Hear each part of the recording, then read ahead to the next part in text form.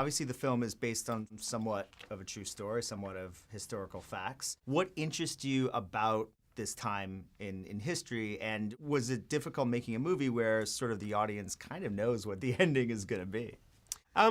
Well, I think what really fascinated me is that Pompeii is, I think without doubt, the greatest of the historical disaster of the ancient world. And it had never really been put on film correctly. For a fact that there are 3 threats that kind of engulfed Pompeii. There was a giant earthquake, there was a tsunami, and then finally there was the pyroclastic surge, which is when the volcano really blew its top. And Pompeii was buried for almost 2,000 years. So I wanted to tell the true story of the disaster from and a spectacular story. And then kind of the fictitious part of the movie obviously is the characters themselves. Right. Although the characters, the story we told, they were kind of based on some of the plaster casts that were left. When the pyroclastic surge hit people, it was traveling at 350 miles an hour, superheated rock that just burnt people alive and kind of froze them in the moment of death. And one of the most famous groups of figures is there are 2 entwined lovers. And I was always fascinated by that as to who these people were. And that was really an inspiration for the film. Yeah, and so having those fresh characters that you created, in a way, then the audience doesn't necessarily know what's going to happen, although we know that Pompeii won't survive the end of the film. Well, the volcano's going to explode and the city is going to be decimated, but some people survived. Obviously a lot of people didn't.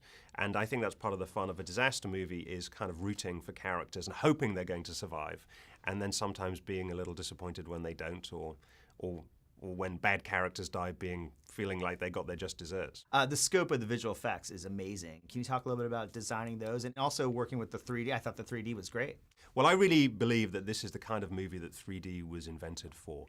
I think if 3D is used correctly, as Gravity showed us last year, it can be an incredibly immersive tool. And I think, this is a world you want to be immersed in. This ancient civilization, it's fascinating before the disaster even happens. I think it's a fascinating city, it's a fascinating culture. And then when the disaster occurs, you've got things flying into the audience, you've got a tremendous amount of depth that the 3D gives you because of all the falling ash. This is a 3D was made for this movie, and I think you get a lot more out of it if you watch it in 3D. Having done a few 3D films now at this point, do you feel more comfortable with the technology? Do you understand it a little bit better and what you need to shoot to really make it pop? And definitely. I've made 4 movies in 3D now, which I think is more than any other filmmaker. And when I made my first 3D movie, I really felt like I was learning how to make films all over again. I'd been making movies for like 15 years at that point, and it was like I was making my first movie all over again, because 3D, to be used correctly, you need to kind of relearn filmmaking techniques. But now I kind of feel like I've kind of mastered it. And I think this movie I'm very proud of. I think it's the best 3D I've ever done. Last thing I wanted to ask you, I'm a huge Kiefer Sutherland fan and love seeing him in a role that's really unlike what we've seen him do in the last 10 or 15 years. Could you talk about casting him as Well, I think for a lot of people, when you say Kiefer Sutherland, they think of Jack Bauer, right? Of course. And but I love old, evil Kiefer. Kiefer from Flatliners, Kiefer from Lost Boys. Right. Those were kind of landmark performances, and I wanted Kiefer to kind of re-engage with that bad guy, because I knew he would just crush being a bad guy, and he hadn't done it for such a long time. And I think also when you cast somebody who's known as a hero and they get to play a villain, I think it's surprising for the audience.